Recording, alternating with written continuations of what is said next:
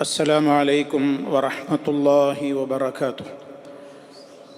الحمد لله رب العالمين.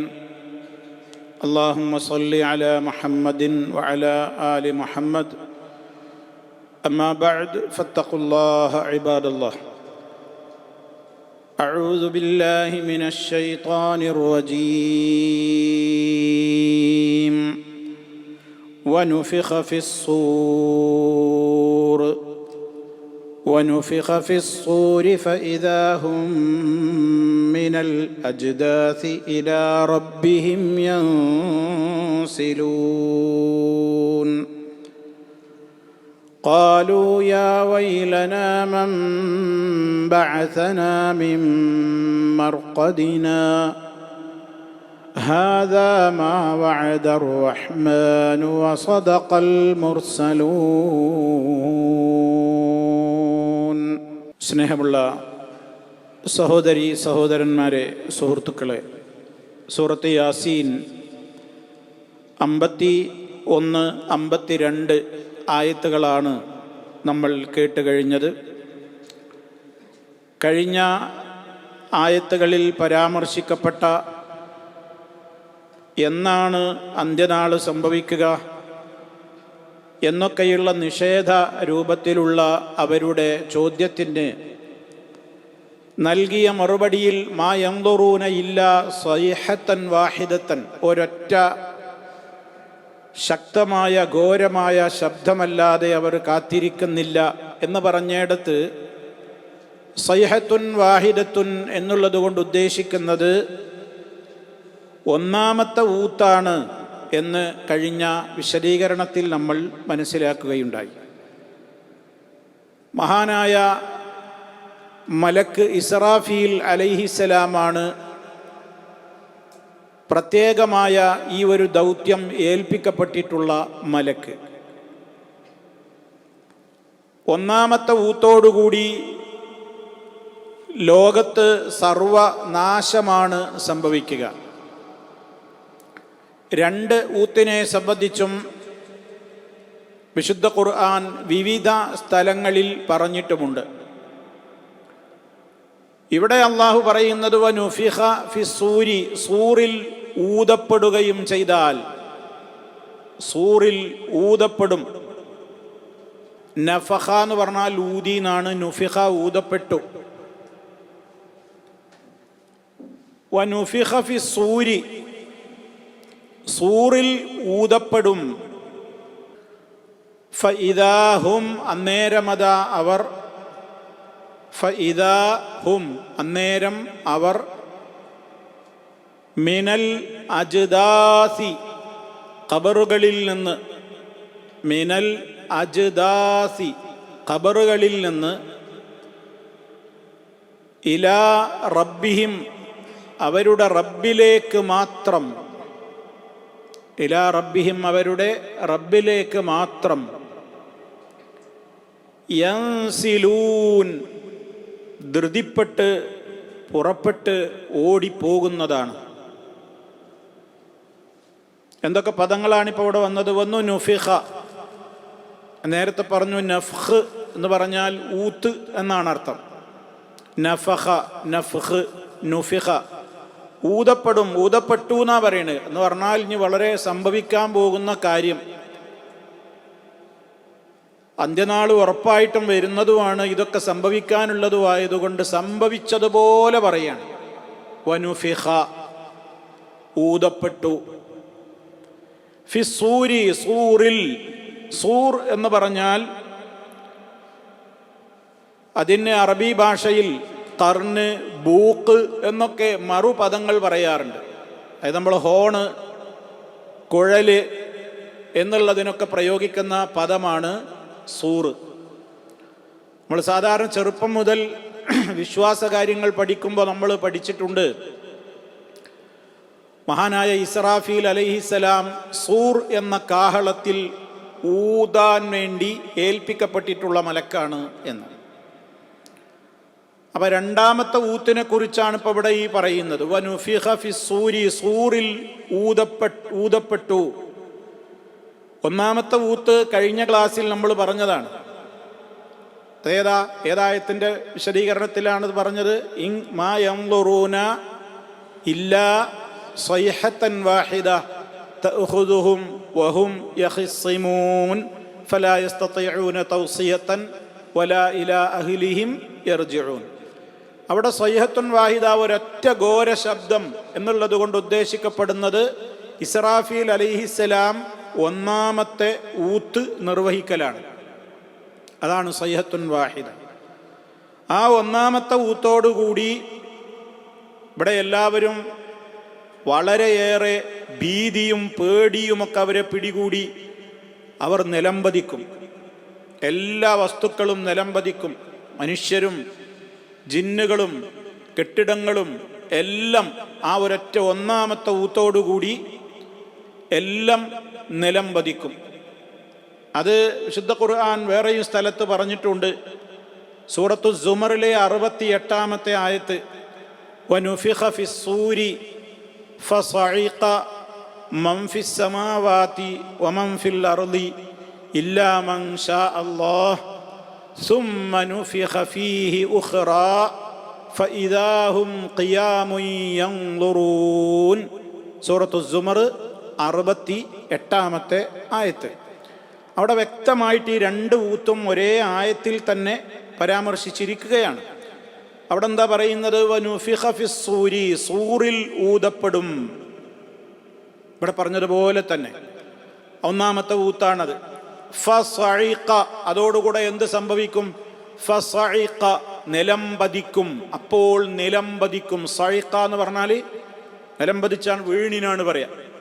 മൻ, ആരൊക്കെ? മൻ ഫിസ് സമാവാതി വമൻ ഫിൽ അർളി, ആകാശഭൂമികളിലുള്ളവർ മുഴുവനും ആ ഒന്നാമത്തെ ഊത്തോടുകൂടി നിലംപതിക്കും.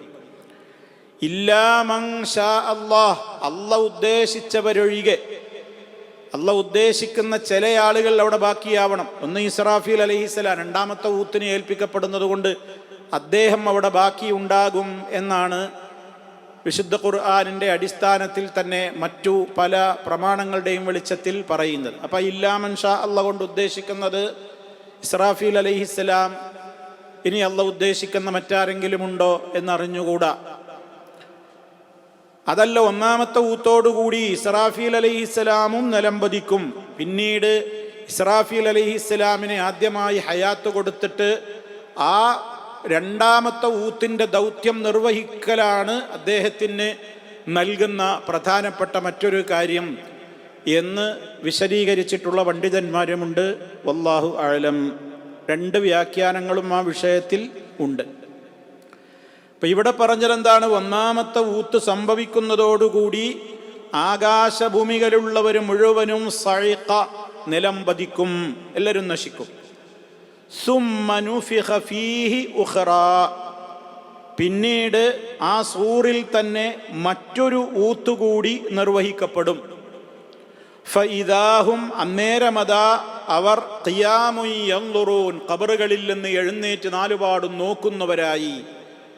അപ്പോൾ ഒന്നാമത്തെ ഊത്തോടുകൂടി സമ്പൂർണ്ണ നാശം സംഭവിക്കുകയും രണ്ടാമത്തെ ഊത്തോടുകൂടി സമ്പൂർണ്ണ സൃഷ്ടിപ്പ് നടക്കുകയും ചെയ്യും. ഇങ്ങനെ രണ്ട് ഊത്തുകളാണ് ലോകാവസാനവുമായി ബന്ധപ്പെട്ടുകൊണ്ട് ആർക്ക് നിർവഹിക്കുവാനുള്ളത്? ഇസ്രാഫീൽ അലൈഹിസ്സലാം എന്ന മലക്കിന് നിർവഹിക്കുവാനുള്ളത്. എന്താണ് ആ ഹോണിൻ്റെ അല്ലെങ്കിൽ ആ കാഹളത്തിൻ്റെ രൂപം എന്നൊന്നും നമ്മൾ ആലോചിക്കേണ്ടതില്ല. കാരണം വിശുദ്ധ ഖുർആനോ തിരുസുന്നത്തോ പറഞ്ഞു തന്നതിനപ്പുറം നമ്മുടെ യുക്തി ചിന്തകൾക്ക് ഇതിലൊരു സ്ഥാനവും ഇല്ല. അതുകൊണ്ട് അത് വിശദീകരിക്കുമ്പോൾ പണ്ഡിതന്മാർ പറഞ്ഞു, വലാ യഅലമു കൈഫിയതഹു സിവല്ലാഹി തആല, അതിൻ്റെ രൂപവും അതിൻ്റെ ആകൃതിയൊക്കെ അള്ളാഹുവിനല്ലാതെ ഒരാൾക്കും അറിയൂല. എന്തായാലും ഇസ്രാഫീൽ അലൈഹിസ്സലാം വളരെ ജാഗ്രതയോടെ ഇരിക്കുകയാണ് എന്ന് ഹദീസുകളിൽ കാണാം. നബി സല്ലല്ലാഹു അലൈഹി വസല്ലം പറഞ്ഞതായി അബൂ ഹുറൈറ റളിയല്ലാഹു അൻഹു റിപ്പോർട്ട് ചെയ്യുന്ന ഹദീസിൽ കാണാം, ഇന്ന ത്വറഫ സാഹിബുസ്സൂറിൻ്റെ കണ്ണ്, അഥവാ ഇസ്രാഫീൽ അലൈഹിസ്സലാമിൻ്റെ നോട്ടം, മുൻദു വുക്കില ബിഹി, അദ്ദേഹത്തിന് ഈ ദൗത്യം ഏൽപ്പിക്കപ്പെട്ട നാൾ മുതൽ ഇസ്രാഫീൽ അലൈഹിസ്സലാമിന്റെ നോട്ടം മുസ്തഇദ്ദുൻ യൻദുറു നഹ്വൽ അർശ്, റഹ്മാനായ റബ്ബിന്റെ അർശിനെ കൊള്ളെ ഇമവെട്ടാതെ ഈ മലക്ക് നോക്കിക്കൊണ്ടേയിരിക്കുകയാണ്. മഖാഫത അൻ യുഅ്മറ, എന്താ കണ്ണിമവെട്ടാതെ നോക്കുന്നത്? പേടിച്ചുകൊണ്ട് അൻ യുഅ്മറ, കൽപ്പിക്കപ്പെട്ടാലോ, ഖബല അൻ യർതദ്ദ ഇലൈഹി തർഫുഹു, കണ്ണിമവെട്ടുമ്പോഴേക്കറ്റ കൽപ്പിച്ചാലോ അത് കാണൂലല്ലോ എന്നുള്ള നിലക്ക് സാഗൂതം വളരെ ശ്രദ്ധയോടെ എപ്പോഴാണ് ഓർഡർ വരുന്നത് അപ്പോൾ ആ കാഹളത്തിൽ ഊതാൻ വേണ്ടിയുള്ള തയ്യാറെടുത്ത് കാത്തിരിക്കുകയാണ്. കഅന്ന ഐനൈഹി കൗകബാനി ദുർരിയാനി, ജ്വലിച്ച് കണ്ടിരിക്കുന്ന രണ്ട് നക്ഷത്രങ്ങൾക്ക് സമാനമാണ് അദ്ദേഹത്തിൻ്റെ കണ്ണുകൾ. സഹിഹായ ഹദീസാണ്. ഇമാം അൽബാനി റഹിമഹുല്ലാ അദ്ദേഹത്തിൻ്റെ സിൽസിലയിൽ 1078 നമ്പർ ഹദീസായി ഇത് രേഖപ്പെടുത്തിയിട്ടുമുണ്ട്. മാത്രമല്ല മഹാനായ നബി സല്ലല്ലാഹു അലൈഹി വസല്ലം ഇതിൻ്റെ ഗൗരവത്തെക്കുറിച്ച് ഓർമ്മപ്പെടുത്തി. നമ്മെ സംബന്ധിച്ചിടത്തോളം ഈ ഊത്തുകൾ നടക്കുമ്പോൾ അതിൻ്റെ രൂപം എങ്ങനെ, അതിൻ്റെ മറ്റു കാര്യങ്ങളെ സംബന്ധിച്ച് ചിന്തിക്കുന്നതിനേക്കാളപ്പുറം നമ്മൾ മനസ്സിലാക്കേണ്ടുന്ന ചില പ്രധാനപ്പെട്ട കാര്യങ്ങളുണ്ട്. ഒന്ന്, രണ്ട് ഊത്തുകൾക്കിടയിൽ ഒരു ഇടവേളയുണ്ട് എന്നിപ്പോൾ നമുക്ക് വ്യക്തമാണ്. രണ്ടും കൂടി ഒപ്പം നടക്കൂലല്ലോ, ഒപ്പമല്ല സംഭവിക്കുക. അത് ഹദീസിൽ വളരെ വ്യക്തവുമാണ്.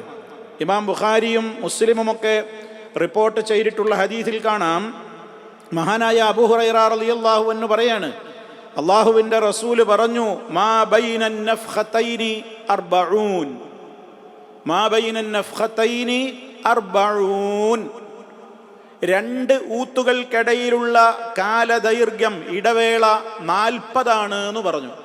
എത്രയാണെന്നാ പറഞ്ഞത്? 40. ഇത് കേട്ടപ്പോൾ സഹാബത്തൊക്കെ ചോദിച്ചു, യാ അബാ ഹുറൈറ അർബഊന യൗമൻ, 40 ദിവസമാണോ? അദ്ദേഹം പറയാണ്, അബൈത്തു, ഞാൻ വിസമ്മതിച്ചു. അതിന് മറുപടി പറയാൻ എനിക്ക് കഴിഞ്ഞില്ല, എനിക്കറിഞ്ഞൂടാ. 40 ഞാൻ അള്ളാഹിൻ്റെ റസൂലിൻ്റെ അടുത്ത് നിന്ന് കേട്ടിട്ടുള്ളൂ. ജനങ്ങൾ എന്നോട് ചോദിച്ചു, ഞാൻ ഈ ഹദീസ് പറഞ്ഞു കൊടുത്തപ്പോൾ, അബൂ ഹുറൈറ 40 ദിവസമാണോ ഇടവേള? ഞാൻ മറുപടി പറയാൻ വിസമ്മതിച്ചു. അപ്പോൾ അവരെ അടുത്ത ചോദ്യം, അർബഊന ശഹ്റൻ, 40 മാസമാണോ അബൂ ഹുറൈറ? അദ്ദേഹം തന്നെ പറയാണ്, അബൈത്തു, ഞാൻ അതിനും മറുപടി പറഞ്ഞില്ല. ഉടനെ മൂന്നാമത്തെ ചോദ്യം വന്നു, അർബഊന സനതൻ, 40 വർഷമാണോ ഇടവേള? അപ്പോഴും അദ്ദേഹം പറയാണ്, ഞാൻ മറുപടി പറയാൻ വിസമ്മതിച്ചു. അപ്പം ചുരുക്കം പറഞ്ഞാൽ 40 കൊല്ലമാണോ, 40 മാസമാണോ, 40 ദിവസമാണോ ആദ്യ ഊത്തിൻ്റെയും രണ്ടാം ഊത്തിൻ്റെയും ഇടക്കുള്ള ഇടവേള എന്ന് റിപ്പോർട്ട് ചെയ്ത അബൂ ഹുറൈറ റളിയല്ലാഹു അൻഹുവിന് തന്നെ ഉറപ്പായി പറയാൻ സാധിക്കാത്തത് കൊണ്ട് അദ്ദേഹം അതിനെ സംബന്ധിച്ച് പറഞ്ഞിട്ടില്ല. അപ്പം അങ്ങനെ ഒരു 40ൻ്റെ കണക്കാണ് അവിടെ ഉള്ളത്. എന്നിട്ട് എന്തു ചെയ്യും? ഈ ഊത്ത് സംഭവിക്കുന്നതോടുകൂടി ഒരു മഴ പെയ്യും. മഴ പെയ്യുമ്പോൾ ചീരയൊക്കെ മഴ പെയ്ത, ഇന്നലെ പെയ്ത മഴക്ക് ഇന്ന് തവര ചീരയൊക്കെ മുളക്കുക എന്നറിയുന്നില്ലേ, എന്നതുപോലെ അതിൽ നിന്ന് മനുഷ്യരുടെ ജന്മമുണ്ടാകും. ഓരോരുത്തരായി അവരുടെ ഖബറുകളിൽ നിന്ന് എഴുന്നേൽക്കും.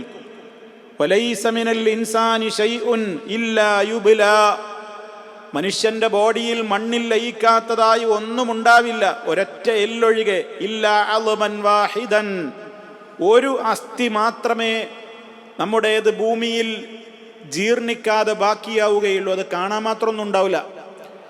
അത് അജ്ബുദ്ദനബ് എന്നാണ്, വാൽക്കുറ്റി, മലയാളത്തിൽ പറയും വാൽക്കുറ്റി, ത്രികാസ്തി എന്നൊക്കെ പറയാവുന്ന നമ്മുടെ ഈ ബാക്ക് ബോണിൻ്റെ ഏറ്റവും അവസാന ഭാഗത്തുള്ള ഒരു കൊളുത്തുപോലെയുള്ള നേരിയ ഒരു ബോണാണ് എന്ത്? അജ്ബുദ്ദനബ്. അതാണ് ബാക്കി ഉണ്ടാവുക. വേറുള്ളതൊക്കെ മനുഷ്യരിൽ നശിച്ചിട്ടുണ്ടാവും. വമിൻഹു യുറക്കബുൽ ഖൽഖു യൗമൽ ഖിയാമ, ഖിയാമത്ത് നാളിൽ അതിൽ നിന്നാണ് സൃഷ്ടി ഉണ്ടാവുക. അപ്പം അത് കോടിക്കണക്കിന് ഇവിടെ ഉണ്ടാവും. അതിൽ നിന്ന് അങ്ങനെ ഓരോരുത്തരുടേതും ആരും മാറാതെ ഓരോരുത്തരുടെ കൃത്യമായി അവരവരുടെ ഖബറുകളിൽ നിന്ന് അങ്ങനെ എഴുന്നേറ്റ് പോകും. ഈ ഒരു നാള് മനുഷ്യനെ സംബന്ധിച്ചിടത്തോളം എപ്പോഴാണെന്ന് അറിയില്ല, എപ്പോഴാ അന്ത്യനാൾ സംഭവിക്കാന്നറിയില്ല. പക്ഷെ അങ്ങനെ ഈ ഊത്ത് സംഭവിക്കുമ്പോൾ മഹാന്മാരായ പണ്ഡിതന്മാർ രേഖപ്പെടുത്തി, മഹാനായ നബി സല്ലല്ലാഹു അലൈഹി വസല്ലമ ഈ ഊത്തിനെ സംബന്ധിച്ച് എപ്പോഴും ഭയത്തോടുകൂടി പറയാറുണ്ടായിരുന്നു എന്നത് പറയുന്നു. നോക്കണം, കൊല്ലം കുറേ കഴിഞ്ഞു. അള്ളാഹിൻ്റെ റസൂല് പറയാണ്, അള്ളാഹുവിനെ ഏറ്റവും ഭയപ്പെടുന്ന, റബ്ബിനെ ഏറ്റവും തഖ്വയോടെ ജീവിച്ച അള്ളാഹുവിൻ്റെ റസൂലാ പറയുന്നത്. ശ്രദ്ധിക്കണം, എന്താ പറയുന്നത്? കൈഫ അൻഅമു, എനിക്കെങ്ങനെ സുഖങ്ങൾ ആസ്വദിക്കാനാകും, ഞാൻ എങ്ങനെ സുഖിച്ചു ജീവിക്കും, ഏത് സ്ഥിതിയിൽ? വഖദിൽ തഖമ സാഹിബുൽ ഖർനി അൽ ഖർന, ഇസ്രാഫീൽ കൊമ്പ് കയ്യിലെടുത്തിരിക്കുന്നു, അത് വായയിൽ തിരികെ വെച്ചിരിക്കുന്നു. ഇൽതഖമ, ഇൽതഖമ എന്ന് പറഞ്ഞാൽ ഊതാനുള്ള വസ്തു വായിൽ ചുണ്ടിൽ ഇങ്ങനെ തിരികെ വെക്കുന്നതിനാണെന്ന് പറയാ ഇൽതഖമ എന്ന് പറയാ. ഇസ്രാഫീൽ തൻ്റെ സൂർ എന്ന കാഹളം വായയിൽ തിരികെ കയറ്റി വെച്ചിരിക്കുന്നു. വഹനാ ജബ്ഹതഹു, നെറ്റി ചുളിച്ചിരിക്കുന്നു. കണ്ടോ, ഒരുങ്ങാണ്, ആ ഒരുക്കം, ഊത്തിനുള്ള ഒരുക്കം. വഅസ്ഗാ സംഅഹു, ദേഹത്തിന്റെ കാതു കൂർപ്പിച്ചിരിക്കുകയാണ്. നേരത്തെ പറഞ്ഞില്ല, അർശിന്റെ ഭാഗത്തേക്ക് നോക്കിയിരിപ്പാണ്. യൻതദിറു അൻ യുഅമറ അൻ യൻഫുഖ ഫയൻഫുഖ്, ഊതാൻ വേണ്ടിയുള്ള ഓർഡർ കിട്ടുമ്പോൾ ഉടനെ അത് നടപ്പിലാക്കുവാൻ.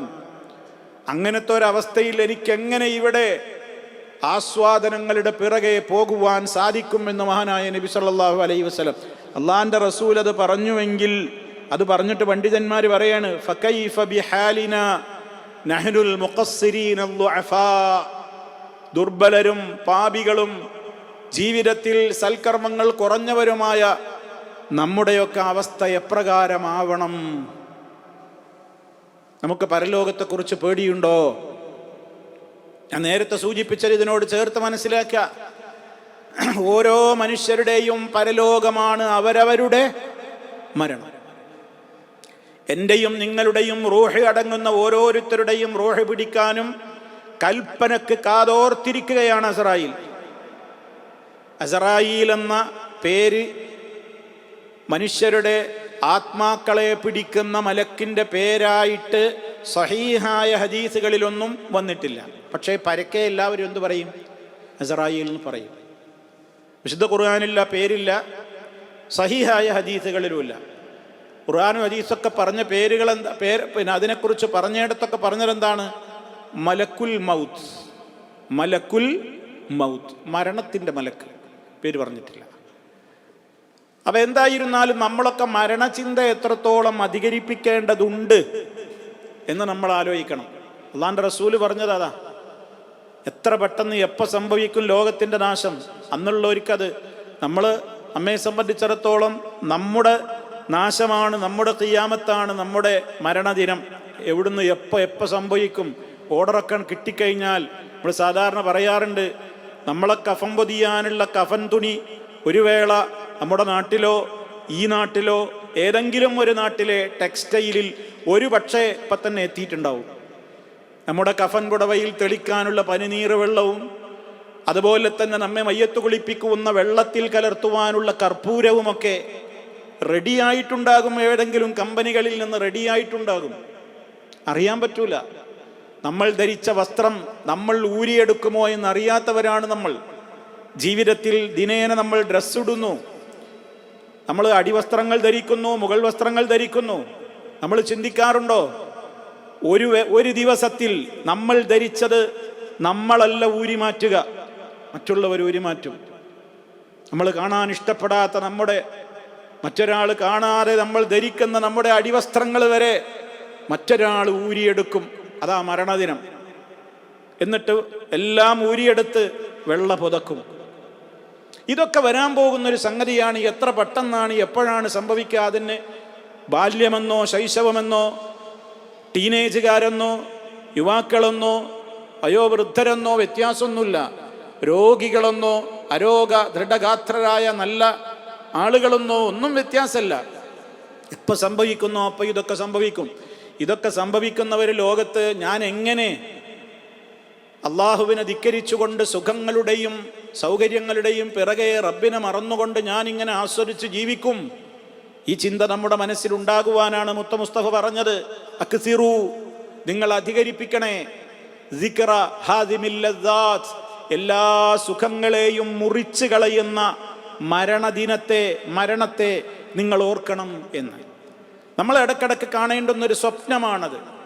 നമ്മൾ പലപ്പോഴും ഭാവിയെക്കുറിച്ച് സ്വപ്നം കാണുന്നവരാണ്. ഞാനും നിങ്ങളൊക്കെ കാണും, ദിവാസ്വപ്നങ്ങൾ കാണും. ഉറക്കത്തിൽ സ്വപ്നം കാണലല്ല ഞാൻ പറയുന്നത്. നമുക്ക് ഒരുപാട് ഭാവിയെക്കുറിച്ചുള്ള സ്വപ്നങ്ങൾ നെയ്യുന്നവരാണ് നമ്മൾ. വെറുതെ അങ്ങനെ ഇരിക്കുമ്പോൾ നമ്മളിങ്ങനെ ആലോചിക്കും, 2 കൊല്ലം കഴിഞ്ഞിട്ട് ഇന്നതൊക്കെ വേണം, അന്നത്തെ എൻ്റെ അവസ്ഥ, മക്കളവസ്ഥ, ഞാൻ, ഭാര്യ, കുട്ടികൾ, ഇങ്ങനെയൊക്കെ പറഞ്ഞിട്ട് കുറേ സ്വപ്നങ്ങളുണ്ടാവും. എൻ്റെ ബിസിനസ്, എൻ്റെ ബാങ്ക് ബാലൻസ് അപ്പം അങ്ങനെ അത്രയായിട്ടുണ്ടാവും. അപ്പം ഞാനിങ്ങനെ വളർന്ന് ഇങ്ങനെയൊക്കെ നമ്മളിങ്ങനെ ഭാവിയെക്കുറിച്ച് ഒരുപാട് സ്വപ്നങ്ങൾ കാണുന്നവരാണ്. ഈ കൂട്ടത്തിൽ നമ്മൾ കാണേണ്ടുന്നൊരു സ്വപ്നമാണ് നമ്മൾ മരിക്കുന്ന ദിവസം സ്വപ്നം കാണണം. ഇരുന്നിങ്ങനെ ആലോചിക്കുക. ഉറക്കത്തിൽ സ്വപ്നം കാണില്ലല്ലേ പറയുന്നത്. നമ്മൾ ഇടയ്ക്കിടയ്ക്ക് ഇങ്ങനെ എപ്പോഴെങ്കിലുമൊക്കെ ഇങ്ങനെ ആലോചിക്കണം, ഞാൻ മരിക്കുന്ന ദിവസം അങ്ങനെ സ്വപ്നം കാണാം. ഞാനിങ്ങനെ ഇരുന്ന് ആലോചിക്കുക എന്തൊക്കെ നടക്കും. ഉടനെ വാട്സപ്പിൽ മെസ്സേജ് വരക്കും, ഇതാ ഇന്നാൾ മരിച്ചിരിക്കുന്നു. പത്രത്തിൽ വന്നു, വാട്സപ്പിൽ എല്ലാവരും ഇന്നാലില്ലായി ഒക്കെ പോസ്റ്റ് ചെയ്തു. ഒക്കെ എല്ലാവരും ഭയങ്കര സങ്കടവും ദുഃഖമൊക്കെ അറിയിച്ചു. കഴിഞ്ഞു. ഞാൻ പറഞ്ഞില്ലേ, വസ്ത്രക്കാരോ ഊരി മാറ്റി വെള്ള പുതപ്പിച്ച് കിടത്തി. ബന്ധപ്പെട്ടവരൊക്കെ, വരാൻ പറ്റാവുന്നവരൊക്കെ സന്ദർശനത്തിന് വരും, അല്ലാത്തവരൊക്കെ ദുആ ചെയ്തേക്കും. എത്രയും പെട്ടെന്ന് മയ്യത്ത് കുളിപ്പിക്കണ്ടേ എന്ന് ചർച്ച ഉണ്ടാവും കുടുംബത്തിൽ. വേഗം കുളിപ്പിക്കുക, എപ്പോഴാണ് മയ്യത്ത് കുളിപ്പിക്കുന്നത്? അപ്പോഴേക്ക് എൻ്റെ അഡ്രസ്സും പേരൊക്കെ പോയി. ഇതുവരെ ഇനീഷലും പേരും അതിൻ്റെ വാലും ഒക്കെ ഉണ്ടായിരുന്നു, ഒക്കെ പോയി, എല്ലാം പോയി. പിന്നെ മയ്യത്ത് കുളിപ്പിക്കണം എപ്പോഴാ ജനാസ എടുക്കുന്നത്? മയ്യത്ത് നേരത്തെ ദൂരത്തുനിന്ന് വരുന്ന ആളുകളുണ്ടാവും. അവർക്ക് ആദ്യം നിസ്കരിച്ച് പോകാൻ വേണ്ടി ആദ്യം നിസ്കരിച്ച് മയ്യത്ത് വെക്കുക. ആൾക്കാരെങ്ങനെ നമ്മൾ പരസ്യം, അപ്പോൾ വാട്സപ്പിൽ മെസ്സേജ് ഇങ്ങനെ പോയി, FBയിൽ മെസ്സേജ് ഇങ്ങനെ പോയി, ഇതാ നിസ്കാരം സൗകര്യാർത്ഥം നേരത്തേക്ക് നിസ്കരിക്കുന്നുണ്ട്, ഇന്ന പള്ളിയിലാണെങ്കിൽ ഇന്ന ഖബർസ്ഥാനിലാണ് ഖബറടക്കുന്നത്. ആളുകൾ വരുന്നു പോകുന്നു, ചർച്ച ചെയ്യുന്നു, കൂട്ടമായി അവിടെ കുറേ ആളുകൾ കൂടുന്നു, പുറത്ത് കുറേ ആളുകൾ കൂടുന്നു. അങ്ങനെ അവസാനം നമ്മളെ വീട്ടിൽ നിന്ന്, കുടുംബത്തിൻ്റെ അടിയിൽ നിന്ന് നമ്മളെ മയ്യത്ത് കെട്ടിലാക്കിയാണ്ട് എടുത്താണ് കൊണ്ടുപോകും. കുറേ ആളുകൾ പിന്നാലെ ഉണ്ടാകും, പള്ളിയിലെത്തും, ജനാസ സംസ്കാരം നടക്കും, ഖബറിൽ വെക്കും, എല്ലാം കഴിഞ്ഞു തിരിച്ചു പോകുന്നു. നമ്മളിങ്ങനെ ആലോചിക്കുക, സൂര്യൻ അന്നും സമയത്ത് ഉദിക്കും, സമയത്ത് അസ്തമിക്കും, വാഹനങ്ങളൊക്കെ ഓടും, ഫ്ലൈറ്റുകൾ സഞ്ചരിക്കും, ബസ്സും കാറും ഒക്കെ പോകും, ആളുകളൊക്കെ ഭക്ഷണം കഴിക്കും, സുഖങ്ങളിൽ അർമാദിക്കും, എല്ലാം പോകും. നമ്മൾ മാത്രം ലോകത്തില്ല എന്നേ ഉള്ളൂ. ഇതൊന്ന് ഇടയ്ക്ക് സ്വപ്നം കാണണം. അപ്പം നമ്മളെല്ലാ കിബിറും അവിടെ നിൽക്കും. കിബിറ് കുറയാനും അഹന്ത അവസാനിക്കാനും നന്മകൾ ധാരാളമായി ചെയ്യാനും തിന്മകൾ ജീവിതത്തിൽ വരാതിരിക്കാനുമൊക്കെ ഈ സ്വപ്നം ഉപകരിക്കും. ഇതിനാ അള്ളാഹിൻ്റെ റസൂല് പറഞ്ഞ ഒരു സ്വപ്നം കാണൽ തന്നെയാണത്. അക്സിറു, നിങ്ങൾ അധികരിപ്പിക്കണം, ദിക്റ, ഓർമ്മ, ഹാദിമിൽ ലദ്ദാത്ത്, സുഖങ്ങളെയൊക്കെ മുറിച്ചു കളയുന്ന ആ ദിനത്തിൻ്റെ ഓർമ്മ നിങ്ങളെ മനസ്സിൽ ഇങ്ങനെ ഉണ്ടാവണം. നമ്മളിപ്പോൾ ഒരാൾ മരിച്ചാൽ, നമ്മളിപ്പോൾ ജീവിച്ചിരിക്കുന്ന കാലത്ത് ഒരാളുടെ മരണവാർത്ത നടന്നാൽ എന്തൊക്കെ നടക്കുന്നു നമുക്കറിയാലോ. ഞാൻ നേരത്തെ പറഞ്ഞ മാതിരി ഉടനെ വാട്സപ്പിൽ, ഇന്നിപ്പോൾ അതാണ്, ഉടനെ വാട്സപ്പിൽ മെസ്സേജ് പോകും. ഇങ്ങനെ അവിടുന്ന് അങ്ങോട്ട് ഇങ്ങനെ തുടങ്ങി A മുതൽ Z വരെ മറ്റൊരാളുടെ മരണത്തിൻ്റെ ദിവസം നടക്കുന്നതൊക്കെ നമ്മളെ ദിവസത്തിലും ഇങ്ങനെ ആലോചിച്ചു.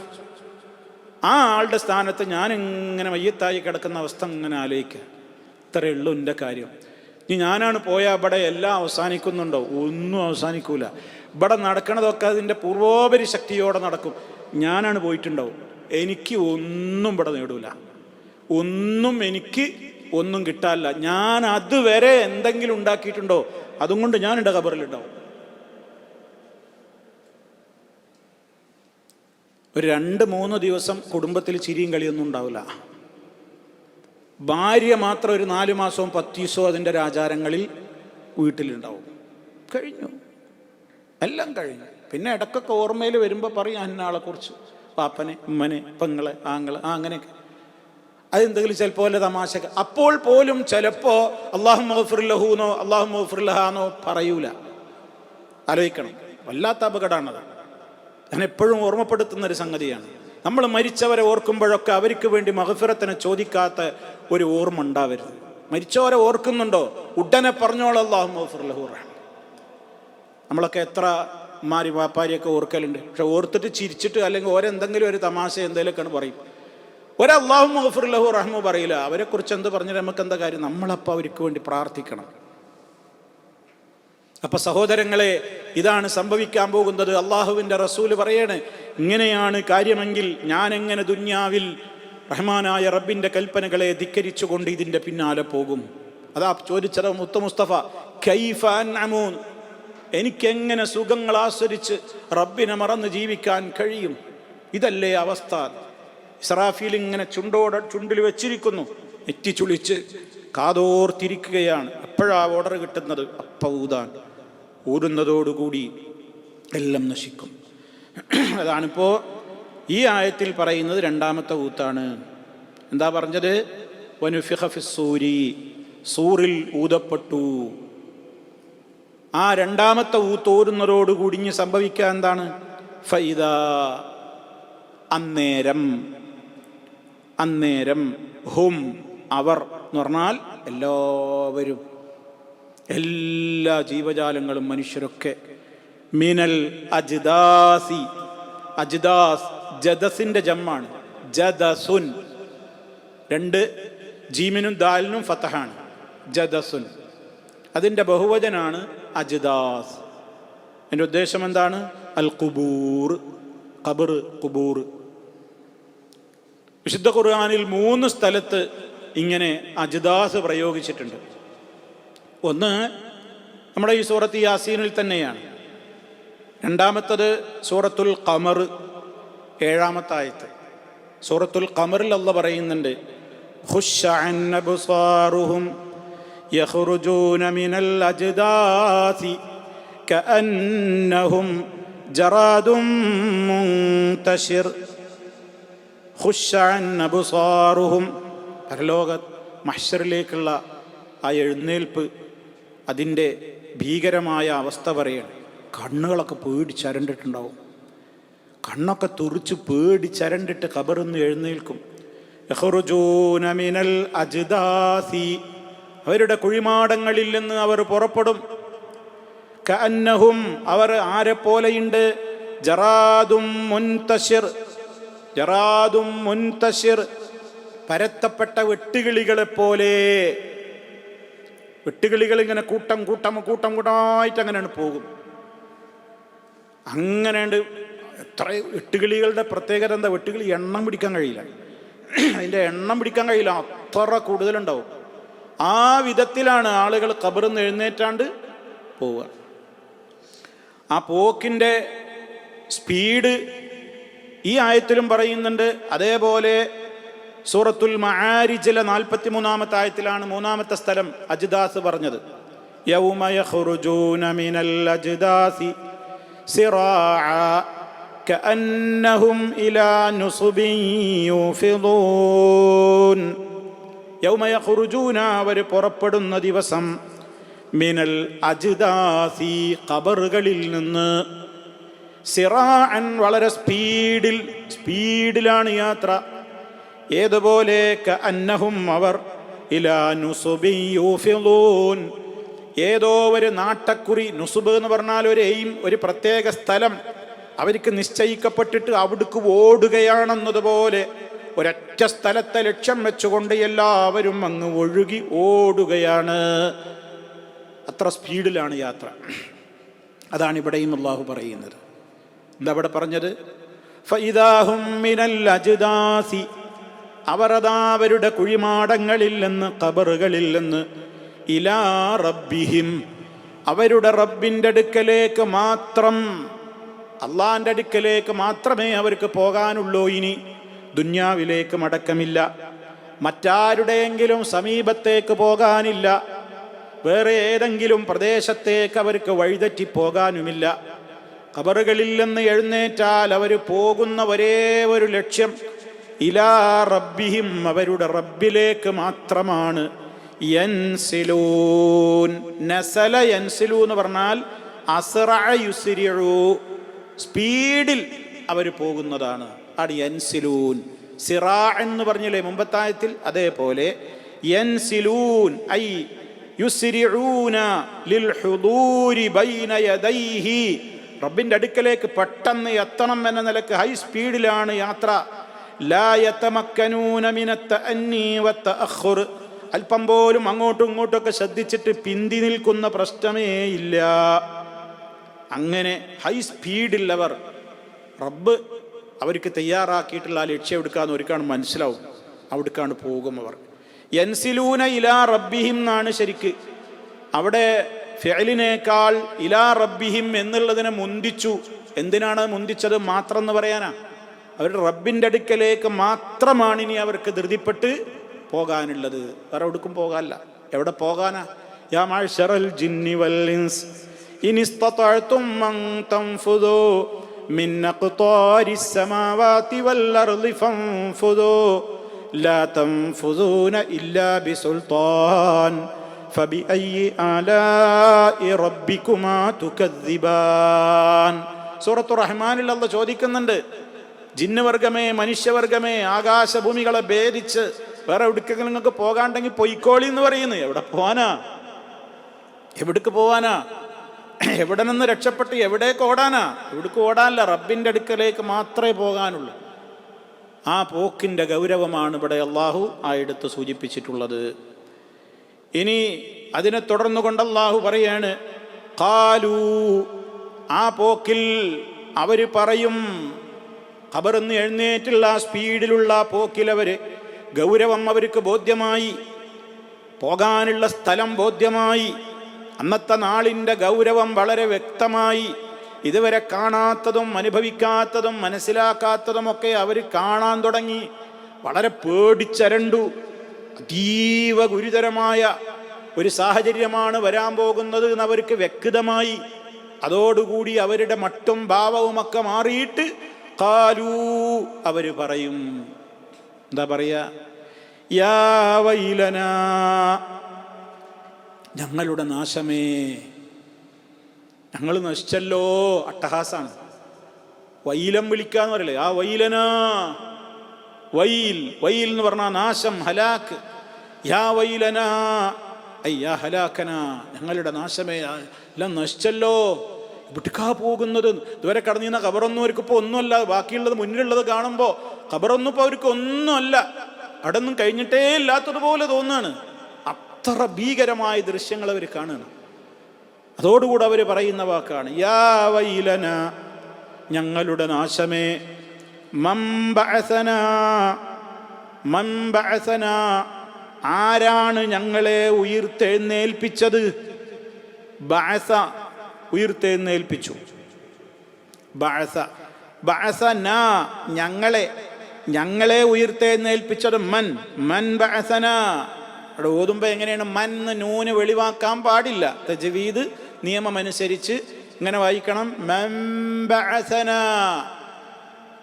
മൻ ബഅസന, ആരാണ് ഞങ്ങളെ ഉയർത്തെഴുന്നേൽപ്പിച്ചത്? എവിടുന്ന്? മിൻ മർഖദിനാ, ഞങ്ങളുടെ കിടപ്പ് സ്ഥാനത്ത് നിന്ന്. മർഖദ്, മർഖദ് എന്ന് പറഞ്ഞാൽ ഉറങ്ങുന്ന സ്ഥലത്തിനാണ് എന്ത് പറയാ? മർഖദ് എന്ന് പറയാം. ഉറക്ക് എന്നുള്ളതിന് എന്ത് പറയും? റുഖൂദ്, റുഖൂദ് അല്ലേ? തഹ്സബുഹും ഐഖാദൻ വഹും റുഖൂദ്. ഏതാ സൂറത്ത്? സൂറത്തുൽ കഹ്ഫ്. അവിടെ ഉറങ്ങുക. അപ്പോൾ ഉറക്കത്തിന് റുഖൂദ്. പിന്നെ ഉറങ്ങുന്ന സ്ഥലം, ഉറങ്ങാൻ കിടക്കുന്ന സ്ഥലത്തിന് എന്ത് പറയും? കിടക്കുന്ന സ്ഥലത്തിന് മർഖദ്. ഞങ്ങൾ ഉറങ്ങുന്ന സ്ഥലത്ത് നിന്ന്, ഉറങ്ങാൻ കിടക്കുന്ന സ്ഥലത്ത് നിന്ന് ആരാണ് ഞങ്ങളെ ഉയർത്തെഴുന്നേൽപ്പിച്ചത്? ഞങ്ങളുടെ നാശമേ, അവിടെ കിടന്നാൽ ചെയ്യുന്നല്ലോ. ആരാ? അവിടെ കിടക്കുമ്പോഴുള്ള ശിക്ഷയും ഇതൊക്കെ വേറെ ഉണ്ട്. പക്ഷെ ഇത് അതിൻ്റെ അപ്പുറത്തുള്ളത്.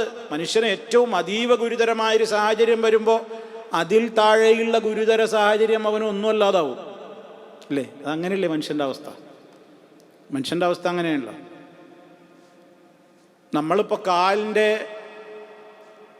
പിന്നെ പെരുവിരലും ഒരു ചെറിയൊരു മുറി ഉണ്ടായി വിചാരിക്കുക. അതന്നെ നമുക്കിങ്ങനെ ഭയങ്കര വേദനയായിട്ട് നമ്മൾ അയിമക്ക് നോക്കി ഇങ്ങനെ ഇരുന്ന് സങ്കടപ്പെടും. കുറച്ച് ദിവസം കഴിഞ്ഞ് നോക്കുമ്പോൾ കാലിൻ്റെ മുട്ടുമ്പോൾ ഭയങ്കര ഒരു വലിയ മുറിയും വേദനയാണ് വന്നു. അപ്പോൾ അവൻ ഏത് മറക്കും? അവിടെ വിരലിൻ്റെ അത് മറന്നു. അപ്പോൾ അവനക്ക് ഭയങ്കര സീരിയസ്. മറ്റേത് പോകാനും ഒന്നുമല്ല. അപ്പം അയിമലേക്ക് നോക്കണമെന്നല്ല. ഇതൊരു ഉദാഹരണം പറഞ്ഞതാണ്. സീരിയസ് രംഗങ്ങളും അതീവ ഗുരുതരമായൊരു സാഹചര്യം കാണുമ്പോൾ കഴിഞ്ഞു പോയതോ ഒന്നുമല്ല എന്ന് തോന്നും. അതാണിപ്പോൾ ഇവിടെ സംഭവിക്കുന്നത്. മൻ ബഅസന, ആരാണ് ഞങ്ങളെ ഉയർത്തെഴുന്നേൽപ്പിച്ചത്, മിൻ മർഖദിന, ഞങ്ങളുടെ കിടപ്പ് സ്ഥാനത്ത് നിന്ന്. എന്നിട്ട് പറയാണ് ഹാദാ, ഇത് മാ വഅദ റഹ്മാൻ, റഹ്മാനായ അല്ലാഹു വാഗ്ദത്തം ചെയ്തതാണ്. ഇത് അല്ലാഹ് വാഗ്ദത്തം ചെയ്തതാണ്. അങ്ങനെ ഉണ്ടാവുന്നു അല്ലാഹ് പറഞ്ഞ വാഗ്ദത്താണ് ഈ കാണുന്നത്. ഹാദാ, ഇത് മാ വഅദ റഹ്മാൻ, ഐ അല്ലദീ വഅദ റഹ്മാൻ, അല്ലാഹു റഹ്മാനായ റബ്ബ് വാഗ്ദത്തം ചെയ്തതാണ് ഈ കാണുന്നത്. വസദഖൽ മുർസലൂൻ, മുർസലുകൾ സത്യമായി പറഞ്ഞതുമാണ് ഈ പുലർന്നിരിക്കുന്നത്. വസദഖ, സത്യം പറഞ്ഞ കാര്യവുമാണ്. ആര്? അൽ മുർസലൂൻ, എല്ലാ നബിമാരും വന്നിട്ട് പറഞ്ഞതാണ് ഇങ്ങനെ ഒരു ദിവസം വരാനുണ്ട്. അതാണ് ഇപ്പോൾ ഈ കാണുന്നത്. അപ്പോൾ നോക്കൂ ഇവിടെ സഹോദരങ്ങളെ, എന്താ അവർ പറയുന്നത്? ഞങ്ങളുടെ നാശമേ, യാ വൈലന, മൻ ബഅസന, ആരാണ് ഞങ്ങളെ എഴുന്നേൽപ്പിച്ചത്, മിൻ മർഖദിന, ഞങ്ങളുടെ ഈ കിടപ്പു സ്ഥാനത്ത് നിന്ന്.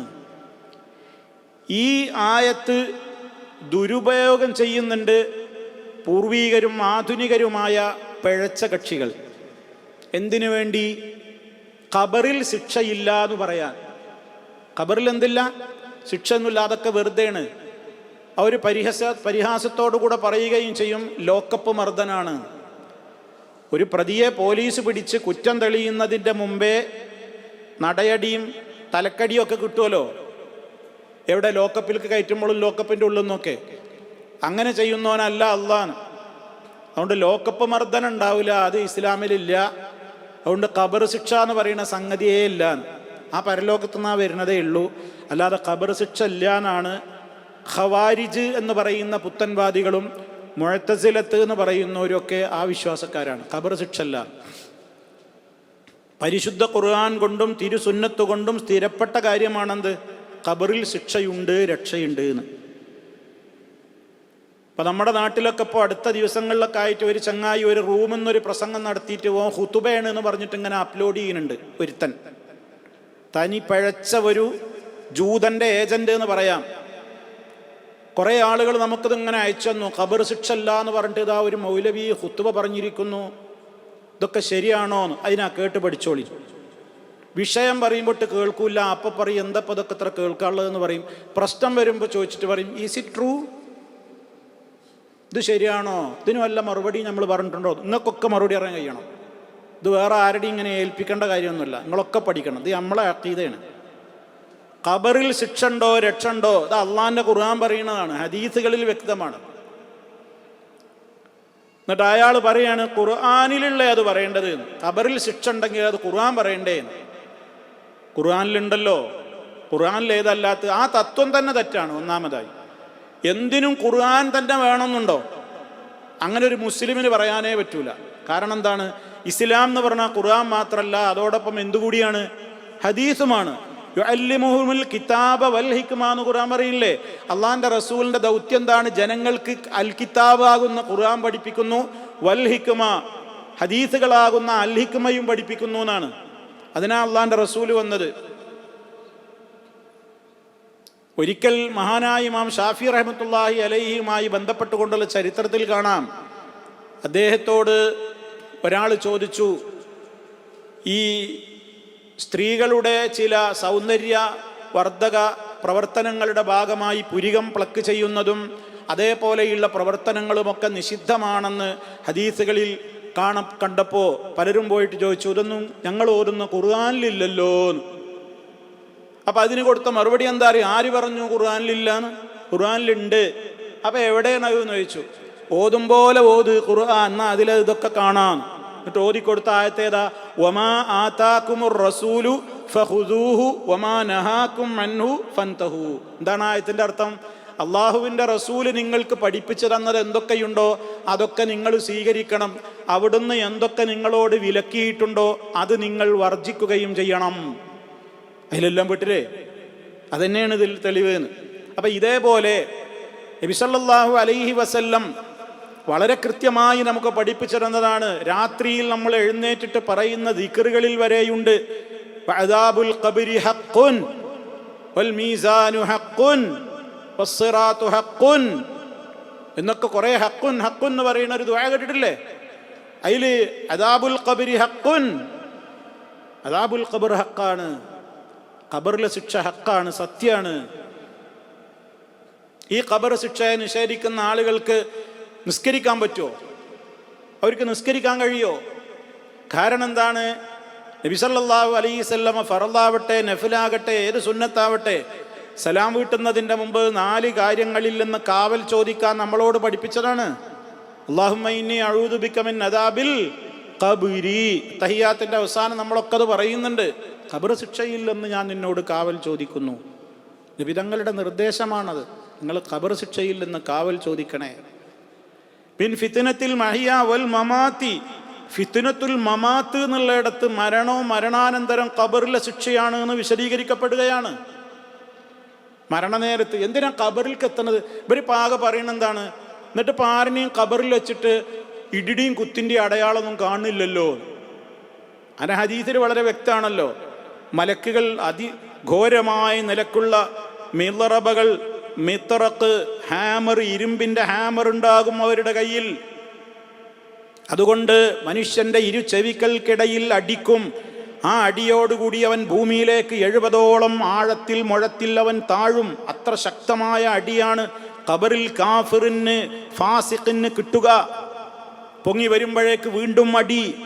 അവൻ്റെ അട്ടഹാസം മനുഷ്യരും ജിന്നുകളും ഒഴികെയുള്ളവരൊക്കെ കേൾക്കും എന്നാണ് അള്ളാൻ്റെ റസൂൽ പറഞ്ഞത്.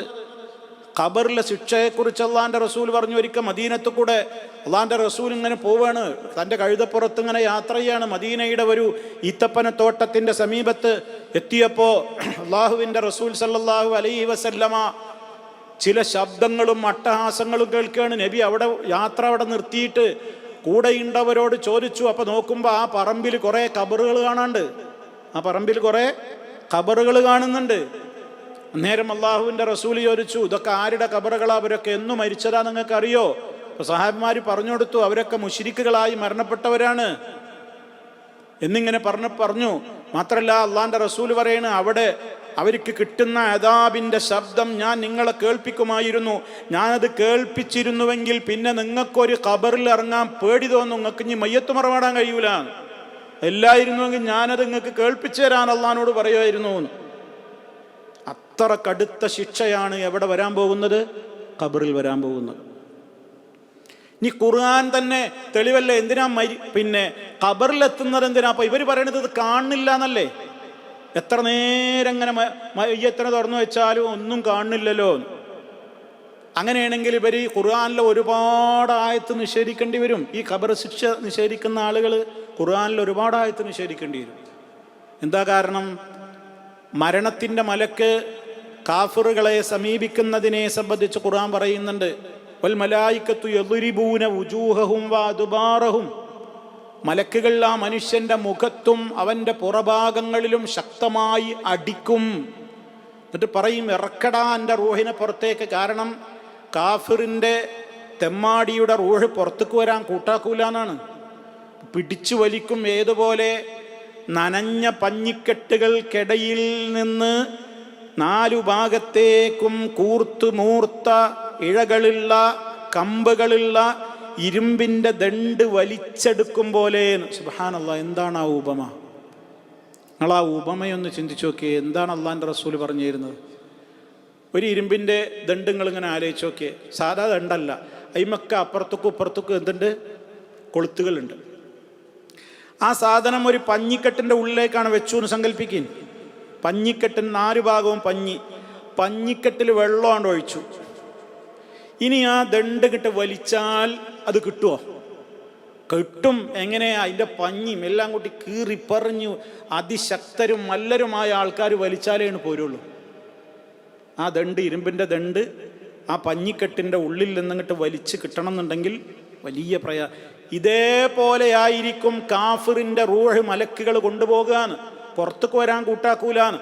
അപ്പോഴാണ് അടിച്ചിട്ട് വൽ മലായികത്തു യദ്രിബൂന വുജൂഹഹും വഅദ്ബാറഹും, അവരുടെ പൃഷ്ഠഭാഗങ്ങളിലേക്കും അവരുടെ മുഖങ്ങളിലേക്കും മലക്കുകൾ തുരുതുരാ അടിക്കും. അടിച്ചിട്ട് പറയും, അഖ്രിജൂ അൻഫുസക്കും, ഇറക്കി കൊണ്ടരടാ നിന്റെ ആത്മാവിനെ. അൽയൗമ തുജ്സൗന അദാബൽ ഹൂനി, ഇന്നത്തെ ദിവസം നിന്ദ്യമായ ശിക്ഷ ആസ്വദിക്കടാ. ഇതൊക്കെ ആ മനുഷ്യൻ കേൾക്കുന്നുണ്ട്. അടി ആ മനുഷ്യന് അനുഭവപ്പെടുന്നുണ്ട്. ഏത് കാഫിർ മരിക്കുകയാണ് നമ്മൾ പോയി ഇങ്ങനെ നോക്കുമ്പോൾ നമുക്കിത് കാണോ? അയാളിത് അനുഭവിക്കുന്നുണ്ട് എന്ന് ഖുർആൻ പറയുന്നു. മലക്കുകളെ അയാൾ കാണുന്നുണ്ട്, മലക്കുകളുടെ ശബ്ദം അയാൾ കേൾക്കുന്നുണ്ട്, ആക്രോശം കേൾക്കുന്നുണ്ട്, അടി അയാളുടെ ശരീരത്തിൽ കൊള്ളുന്നുണ്ട്, അയാൾ അട്ടഹസിക്കുന്നുണ്ട്, അയാൾ നിലവിളിക്കുന്നുണ്ട്. അയാളോട് ആ സമയത്ത് മലക്കുകൾ വീണ്ടും ഭീഷണിയുടെ ശബ്ദം ഉയർത്തുന്നുണ്ട്. ഇതൊന്നും ഒരു മരണം ആസന്നമായി കിടക്കുന്ന, ശ്വാസം വലിച്ചുകൊണ്ടിരിക്കുന്ന ഒരു തെമ്മാടിയുടെ ചുറ്റും കൂടി നിൽക്കുന്ന നമുക്കൊന്നും കാണാൻ കഴിയൂല. ഉറപ്പല്ലേ?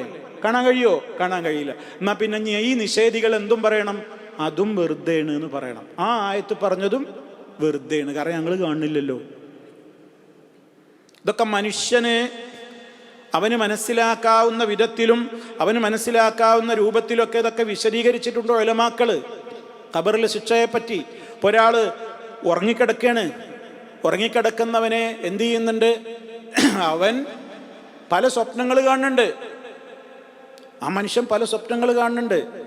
അയാളെൻ്റെ ചിലപ്പോൾ എഴുന്നേറ്റിട്ടുണ്ടാവും. എഴുന്നേറ്റിട്ട് അയാൾ തലേണ കൊണ്ടൊക്കെ എടുത്തിട്ട് എന്തൊക്കെയോ തല്ലി അവസാനം അയാൾ അങ്ങനത്തെ ആ തലേണ തല വെച്ചിട്ട് അയാൾ ഉറങ്ങണുണ്ടാവും.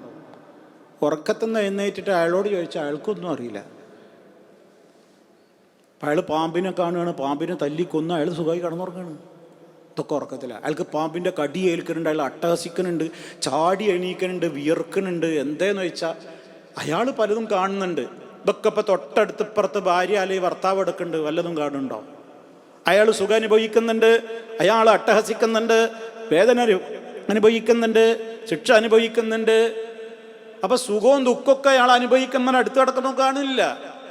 ഇതേപോലെ ഖബറിൽ വെക്കപ്പെട്ട് കഴിയുന്ന മനുഷ്യന് നമ്മൾ അനുഭവിക്കാൻ നമുക്ക് നോക്കിയാൽ മനസ്സിലാവില്ലെങ്കിലും മരണനേരത്തും ഖബറിലുമൊക്കെ എന്ത് അനുഭവപ്പെടുന്നുണ്ട്? ശിക്ഷകളും അനുഭവപ്പെടുന്നുണ്ട്, രക്ഷയും അനുഭവപ്പെടുന്നുണ്ട്. മുഅ്മിനീങ്ങൾ മരിക്കുമ്പോൾ നല്ല സന്തോഷത്തിൻ്റെ വർത്താനങ്ങളാണ് അവർ കേൾക്കുക. അവരുടെ ആത്മാവിനെ ഒരു കൂജയിൽ നിന്ന് എണ്ണ ഒഴുക്കുന്നത് എത്ര ലളിതമായിട്ടാണോ, ഒരു എണ്ണക്കുപ്പിയിൽ നിന്ന് എണ്ണ അങ്ങനെ പുറത്തേക്ക് ഒഴുകി വരുന്നത് എത്ര സുഖസുന്ദരമായിട്ടാണ്. അതേപോലെ അവരുടെ ആത്മാക്കൾ അവരുടെ ബോഡിയിൽ നിന്ന് ഒഴുകി ഇറങ്ങിപ്പോകുന്നതാണ്. മുഅ്മിനീങ്ങളുടെ റൂഹ് അങ്ങനെയാ പോകുക. അല്ലാഹുമ്മ ജഅൽനാ മിൻഹും. അള്ളാഹു നമ്മെ അവരിൽ ഉൾപ്പെടുത്തുമാറാകട്ടെ. നല്ല നിലക്ക് അവർ മരിക്കും, നല്ല സന്തോഷത്തിൻ്റെ വാർത്തകൾ കേൾക്കും, സ്വർഗം ഇങ്ങനെ കാണുകയാണ്. ഒക്കത്തുന്ന ദൂരത്ത് മുഴുവനും സുന്ദരന്മാരായ മലക്കുകൾ, സ്വർഗത്തിൻ്റെ ഫോട്ടോകൾ, സ്വർഗീയ കാഴ്ചകൾ, സ്വർഗീയ മണം അവർക്ക് അനുഭവപ്പെടുകയാണ്. എന്തെല്ലാം അനുഭവപ്പെടുകയാണ്. അപ്പം മരണം മുതൽക്ക് തന്നെ തുടങ്ങി ശിക്ഷ അല്ലെങ്കിൽ രക്ഷ. പിന്നെ ഖബറിൽ വെച്ചാൽ പറയണ്ടോ, അവിടെയും രക്ഷയുണ്ട്, ശിക്ഷയുണ്ട്. ഇതുകൊണ്ടാ മുസ്തഫ പറഞ്ഞത്, നിങ്ങൾ കാവൽ തേടിക്കോളൂ, അത് സഹിക്കാൻ കഴിയൂല. ഖബറിലെ ഫിത്തന സഹിക്കാനാവാത്തതാണ് ജനങ്ങളെ. അള്ളാൻ്റെ റസൂൽ പറഞ്ഞു എത്ര ഹദീസുകളിലാണെന്നറിയുങ്ങൾ, 100 കണക്കിന് ഹദീസുകൾ. മുത്തവാത്തിറിൻ്റെ പദവി എന്ന് പറഞ്ഞാൽ, മുത്തവാത്തിർ എന്ന് പറഞ്ഞാൽ ഒരാൾക്കും നിഷേധിക്കാൻ കഴിയാത്തത്ര ധാരാളക്കണക്കിന് സഹാബിമാരിൽ നിന്ന് വ്യത്യസ്ത പരമ്പരകളിലൂടെ റിപ്പോർട്ട് ചെയ്യപ്പെട്ട എണ്ണമറ്റ ഹദീസുകൾക്കാണ് എന്ത് പറയുക, മുത്തവാത്തിർ എന്ന് പറയുക. അത്ര വന്നിട്ടുണ്ട് ഖബർ ശിക്ഷയെക്കുറിച്ച്, അത്രത്തോളം ഖബർ ശിക്ഷയെക്കുറിച്ച് റിപ്പോർട്ടുകൾ വന്നിട്ടുണ്ട്. അതുകൊണ്ട് ഖബർ ശിക്ഷ അല്ലാന്നൊന്നും ആരും പറയണ്ട. പിന്നെ ഈ മർക്കദിന എന്ന് പറഞ്ഞാൽ എന്താണെന്നറിയോ? ഇവർ പറയണേ നമ്മൾ ഉറങ്ങിക്കിടക്കുന്നിടത്തുനിന്ന് ആരാ എഴുന്നേൽപ്പിച്ചത് എന്ന് പറഞ്ഞാൽ അർത്ഥം എന്താണ്? അവർ ഖബറിൽ സുഖമായിട്ട് ഉറങ്ങായിരുന്നു എന്ന്. ശിക്ഷയൊക്കെ ഉണ്ടായിരുന്നുവെങ്കിൽ ഇപ്പം നമ്മൾ ഉറങ്ങിക്കിടക്കുന്നിടത്തുനിന്ന് ആരാ എഴുന്നേൽപ്പിച്ചത് എന്ന് പറയോ? ഇതാപ്പം എൻ്റെ കണ്ടുപിടുത്തം. വിശുദ്ധ ഖുർആനിൽ തന്നെ വ്യക്തമാണ്. ഫിർഔനിനെ സംബന്ധിച്ച് പറഞ്ഞിടത്ത് അന്നാറു യുഅറദൂന അലൈഹാ ഗുദുവൻ വഅശിയാ വയൗമൽ ഖിയാമത്തി യുറദ്ദൂന ഇലാ ഇലാ അശദ്ദിൽ അദാബ്. സമാനമായ ഏതൊരു വാചകമാണ് അവിടെ അല്ലാഹു തആല പറഞ്ഞത്. അന്നാറു യുഅറദൂന അലൈഹാ ഗുദുവൻ വഅശിയാ, രാവിലെയും വൈകുന്നേരവും നരകം അവർക്കിങ്ങനെ പ്രദർശിപ്പിക്കപ്പെടും. അത് ഖബറിലത്തെ കാര്യമാണ്, ഖബറിലത്തെ കാര്യമാണ്. അപ്പോൾ വരെ വസ്വാസ്. അങ്ങനെയാണെങ്കിൽ മീൻ കൊത്തിത്തുന്നതുണ്ടാവില്ലേ? ചുട്ടുകരിച്ച മയ്യത്തുണ്ടാവില്ലേ, കാണാതായ മയ്യത്തുണ്ടാവില്ലേ, വെള്ളത്തിൽ മുങ്ങി നശിച്ചു പോയതുണ്ടാവില്ലേ, അപ്പം പിന്നെ എവിടെ ഖബറ്? അപ്പം ഈ പൊട്ടം മനസ്സിലാക്കിയത് ഖബറ് എന്ന് പറഞ്ഞാൽ ഇങ്ങനെ ഒരു കുഴി വെട്ടിയിട്ട് അതിലിങ്ങനെ കിടത്തലാണെന്നാ. ഖബറ് എന്ന് പറഞ്ഞാൽ അത് വിശുദ്ധ ഖുർആൻ പറഞ്ഞത് ബർസഖ് എന്നാണ്. മരണത്തിൻ്റെയും ആഖിറത്തിലേക്കുള്ള യാത്രയുടെയും ഇടയ്ക്കുള്ള ഒരു മറയാണെന്ത്? ബർസഖ്. അതൊരു പക്ഷേ മത്സ്യത്തിൻ്റെ വയറാവാം, ഏതു പ്രപഞ്ചത്തിലെ ഏതു പ്രദേശമോ മണ്ണിൽ തന്നെ അമർന്നോളണമെന്നില്ല. എവിടെയാണോ അത് ലയിച്ചത് അവിടെ നിന്ന് അതിനെ വീണ്ടും ജീവിപ്പിക്കാനും അവിടെ അതിന് രക്ഷകളാണെങ്കിൽ രക്ഷകൾ ഏർപ്പെടുത്താനും ആര് കഴിവുള്ളവനാണ്? അള്ളാഹു കഴിവുള്ളവനാണ്. ഇവർ പറയും പോലെയാണെങ്കിൽ ഖബറുണ്ടെങ്കിൽ മാത്രമേ ഇപ്പം അള്ളാഹ്ക്ക് ഒതുങ്ങി കിട്ടുള്ളൂ ശിക്ഷിക്കാൻ, അല്ലെങ്കിൽ ഒതുങ്ങി കിട്ടൂല എന്നാ ഇവരുടെ വർത്തമാനം കൊണ്ട് വരിക. അള്ളാഹ്ക്ക് എന്ത് ഖബർ വേണമെന്നുണ്ടോ? ആകെ കത്തിച്ച് ചാമ്പലാക്കി പുഴകളിൽ ഒഴുക്കി, എന്നാലെന്താ? അപ്പൊ ഖബറില്ലേ? ഉണ്ട്, അവരുടേതായ ഖബർ അവർക്കുണ്ട്. എപ്പോഴും ബർസഖുണ്ട്, അവിടെ രക്ഷണ്ട്, ശിക്ഷണ്ട്, യാതൊരു സംശയവുമില്ല. കാരണം എന്താ? ഫിറഔനിന് പ്രഭാതത്തിലും പ്രദോഷത്തിലും നരകങ്ങനെ കാണിച്ചു കൊടുക്കും. എന്നിട്ടോ പിന്നെ നാളെ പരലോകത്ത് അധികമായ ശിക്ഷ അവർക്ക്, പരലോകത്ത് അദ്ഖിലു ആല ഫിറൗന അശദ്ദൽ അദാബ്, അതികഠിനമായ ശിക്ഷയിലേക്ക് അവരെ പ്രവേശിപ്പിക്കുകയും ചെയ്യും. അപ്പം ഈ ശിക്ഷ അപ്പം ഏതാ? ഇത് ഖബറിലെ ശിക്ഷ. അല്ലെങ്കിൽ പിന്നീട് ഖിയാമത്തിൽ അവർക്ക് ഏറ്റവും കഠിനമായ ശിക്ഷയിലേക്ക് പ്രവേശിപ്പിക്കൂന്ന് പിന്നെന്തിനാ പറയുന്നത്? ഇങ്ങനെ നൂറുകണക്കിന് ധാരാളക്കണക്കിന് തെളിവുകളുണ്ട് സുഹൃത്തുക്കളെ എന്തുണ്ട് എന്നുള്ളതിന്. ഖബറിലെ ശിക്ഷ ഉണ്ട്. എന്നിട്ടാണ് ഓരോരുത്തൻ പറയണത് എന്ത്? ഖബറിലെ ശിക്ഷ അല്ല, അതൊക്കെ വെറുതെ പേടിപ്പിക്കുകയാണ്, അതൊക്കെ ബേജാറാക്കുകയാണ്. അപ്പം അന്നാറു യുറലൂന അലൈഹ എന്നുള്ളതിന് അയാൾ ദുർവ്യാഖ്യാനിക്കുന്നത് എന്താണെന്നറിയോ? അത് ഭൂമിയിൽ വെച്ചിട്ട് ഫിറൗനോട് രാവിലെയും വൈകുന്നേരമൊക്കെ മൂസാ നബി നരകത്തെക്കുറിച്ച് പറഞ്ഞ് ഗൗരവം പഠിപ്പിച്ചു കൊടുത്തിരുന്നു. എന്താ എന്നാലോചിച്ച് നോക്കി.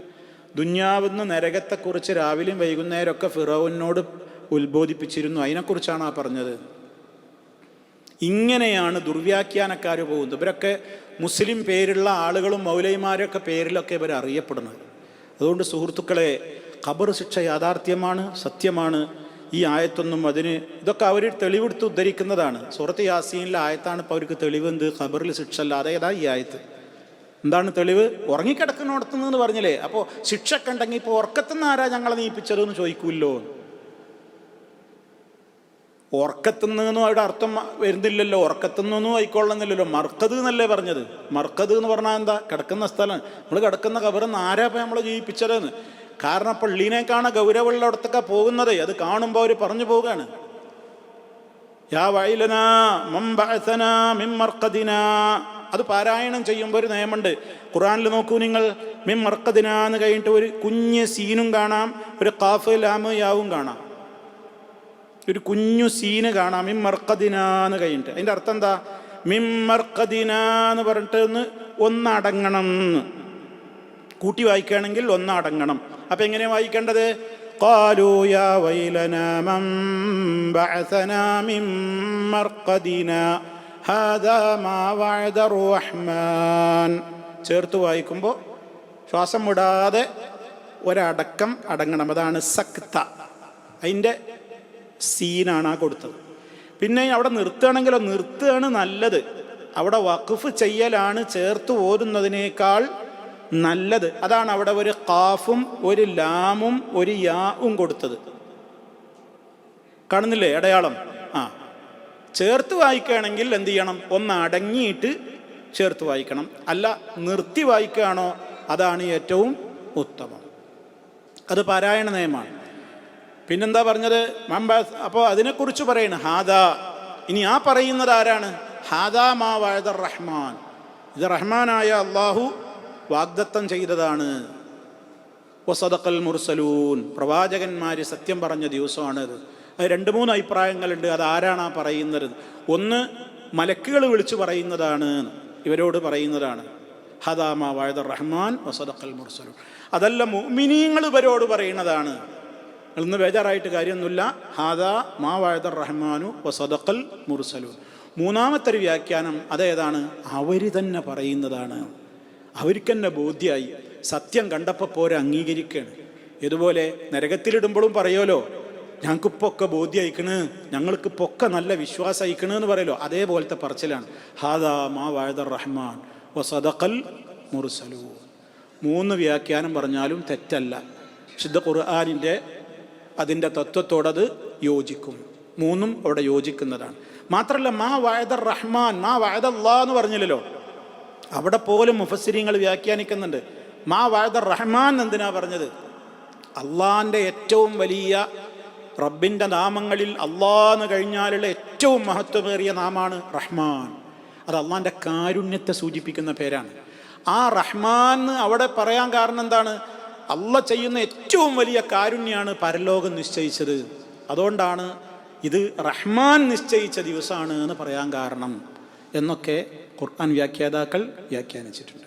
എന്തായിരുന്നാലും സഹോദരങ്ങളെ, ഈ 2 ആയത്തുകളും വളരെ പ്രാധാന്യപൂർവ്വം നമ്മുടെ മരണത്തെ, പരലോകത്തെ, ഖബർ ജീവിതത്തെ, ഖബർ ശിക്ഷയെ, മഹ്ശറിലേക്കുള്ള യാത്രയെ, ഭീകരതയെ എല്ലാം നമ്മുടെ മനസ്സിലേക്ക് കൊണ്ടുവരുന്ന ആയത്തുകളാണ്. വളരെ ഗൗരവത്തോടുകൂടെ അത് നമ്മൾ പാരായണം ചെയ്യുക. അർത്ഥതലങ്ങളും ആശയങ്ങളും ചിന്തിച്ചുകൊണ്ട് നമ്മുടെ ജീവിതത്തെ ക്രമീകരിക്കുക. റഹ്മാനായ റബ്ബ് വിശുദ്ധ ഖുർആൻ കൊണ്ട് ഹൃദയ വെളിച്ചം ലഭ്യമാകുന്ന നല്ലവരിൽ നമുക്കെല്ലാവർക്കും, നമ്മെ എല്ലാവരെയും അവൻ ഉൾപ്പെടുത്തി അനുഗ്രഹിക്കുമാറാകട്ടെ. അബദ്ധങ്ങളും പാപങ്ങളും അവൻ പുറത്തു തരുമാറാകട്ടെ. മാരകമായ രോഗങ്ങൾ വരാതെ റബ്ബിൻ്റെ കാവലുണ്ടാകട്ടെ. നമ്മിലെ രോഗികൾക്ക് അല്ലാഹു ശിഫ നൽകുമാറാകട്ടെ. നമ്മിൽ നിന്ന് മരണപ്പെട്ടു പോയവർക്ക് മഗ്ഫിറത്തും റഹ്മത്തും നൽകി അനുഗ്രഹിക്കുമാറാകട്ടെ. റബ്ബനാ തഖബ്ബൽ മിന്നാ ഇന്നക അൻതസ് സമീഉൽ അലീം. അല്ലാഹുമ്മ സ്വല്ലി അലാ മുഹമ്മദിൻ വഅലാ ആലി മുഹമ്മദ്. സുബ്ഹാനക അല്ലാഹുമ്മ വബിഹംദിക അഷ്ഹദു അൻ ലാ ഇലാഹ ഇല്ലാ അൻത അസ്തഗ്ഫിറുക വഅതൂബു ഇലൈക.